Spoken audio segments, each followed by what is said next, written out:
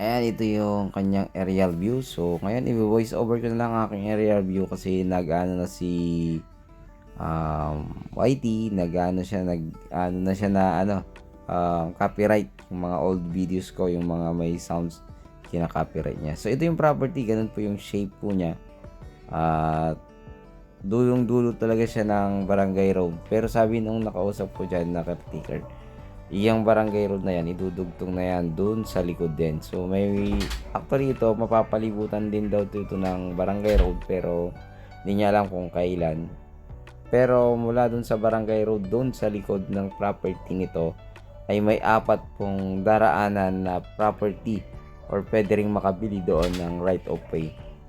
Medyo magalaw po itong ating drone, nag-gimbal overload siya pero hindi ko na siya binaba, itunuloy ko na lang. So ayan, may kunting rice land ito, ayan makikita nyo dito sa taas, ayan yung kanyang shape pero hindi yan yung eksakto pero ganyan siya ayon sa ating caretaker kasi wala pa yung mga, actually may mundo dyan dati pero syempre apat kasi ang caretaker niyan. Pero okay naman lahat, nangungupahan lang sila.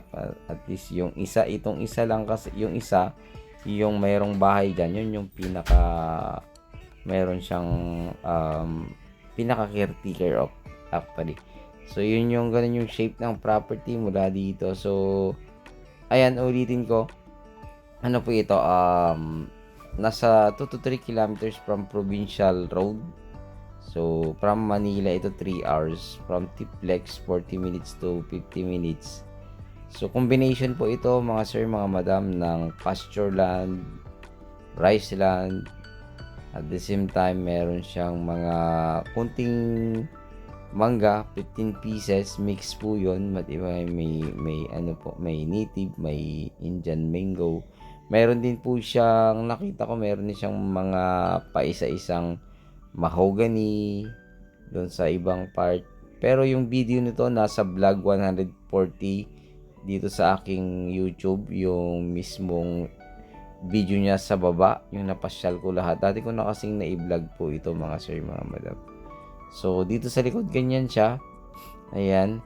So dito sa part dito sa likod, yan yung may mga milina. So, may mga kunti-kunting mangga din yan, 3 yata, di ko matandaan. Pero nasa vlog 140 ko yon. So, hindi ko na napasyalan kasi meron nilagay na bakod yung caretaker dito sa harap na kulungan ng kanyang mga kambing. So, at the same time, wala yung anak niya nasasama sa akin hanggang sa likod. So, yun yung property. Kung nakikita nyo, yan po yung part ng may manggahan. Ayan. So, yung part na yan. So, ito namang part dito, may kunti ring taniman ng rice land. Dito yung harap po ito, yung part na ito mga sir, mga madam. So, binalik ko lang dito para po makita nyo mas malapit po siya. Mataas po kasi kanina yan. Ayan yung barangay road, binalik ko. So, makikita nyo may creek po siya na malapit sa area. Ayan, ganyan din po siya. So, ang maganda nito, yung tubig daw niyan, tuloy-tuloy yan kahit hanggang summer meron pa ring tubig. Dito kasi sa Umingan may mga flowing area kasi siya talaga. So, ito namang property na ito, malapit lang siya dun sa na vlog ko dati na 9.3 hectares na pwedeng maging 20 hectares na parang pasture land. Pero 250 yun. Ito kasi murang-mura kasi ito ay 100 per square meter yung last price niya. 120 actually yung negotiable niya. Pero ang tinanong ko kung magkano last price niya hanggang 100, yung sagot na lang niya ay yung sa agent fee. Yun yung ano niya. Pero pag sa 120, sasagutin niya yung capital gain tax at yung estate tax. So yan, yung part na ito, yan yung mga mangga niya, nakahilera na yung mga mangga po yan. So dito naman sa part na ito na yung mga mahogany. Ayan, may taniman din yan ng mga yan, gulay yan. Napasok ko yung area, taniman ng mga gulay yan yung area na yan.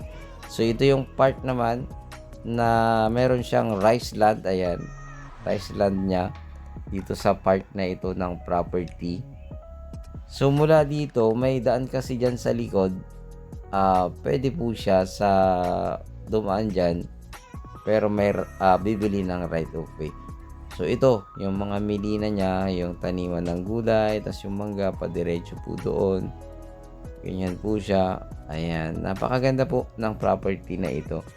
Actually, napasyalan ko po yan nung vlog ko, nung unang-una pa akong nagbablog, nasa 100, vlog 140, yun, yung number ng vlog na yun. So, yung link ilalagay ko po sa last part ng property. So, dito sa likod, ganito po siya, yung naituro ng ating caretaker yan, ganyan siya. So, sa masusukat naman po yan. So, title dito, isang titulo, pangalan ng kanilang mga magulang, pero patay na po, may extrajudicial settlement. So, ayan po. Yung ibang part ng video, makikita nyo sa, ulitin ko, sa vlog 140, dito sa aking munting channel mo, Chain Chowel Vlog. Click nyo lang yung aking channel, then click nyo yung videos ko, hanapin nyo yung 140, vlog 140, para makita nyo po yung part niya sa baba. So ganito, yan yung taniman ng gulay, ayan. So may mga ano din yan, konti-konting mangga, may konting maraming milina, yan yung manggahan naman, ay yung part na yan. So yung rice land niya dito sa harapan, ito naman po siya. So makikita nyo yan, yan, makikita nyo ganyan po. So ayan, sana magustuhan nyo po ito dito sa bayan ng Umingan, Pangasinan. Meron po siyang yan, residential area ng tenant. Ayan, nandyan na kasi yung kuryente, kung nakita nyo sa unang part ng video. So ayun, muli, maraming salamat. Ito po ang yung lingkod, Agent Chowel. Ulitin ko, ito ay 12 hectares titled with EGS kasi patay po yung nakapangalan. Ito po ay bayan ng Umingan, Pangasinan. 12 hectares mahigit po ito, kaya may sobra pa po yung 120,000 mahigit. Hanapin ko lang po yung naisend na title sa akin. Hindi ko kasi mahanap yung messenger ng ating seller, pero nasa akin naman po yung number niya. So kung ito po ay magustuhan nyo, tawagan nyo lamang po ako at mag-set tayo ng araw, pasyalan po natin. At the same time, ma-message ko po ang ating seller kasi wala po siya dyan, nasa Maynila po. So ayun, wag po kayong mag-atubiling, tawagan po ako kung ito po ay magustuhan po ninyo. Huwag kayong magsamang makinig sa aking mga voice over kasi ito na yung gagawin ko, kasi nga iniunti-unti na ni YouTube na kinaka-copyright yung mga ibang sounds. So ayun, maraming salamat. God bless you all.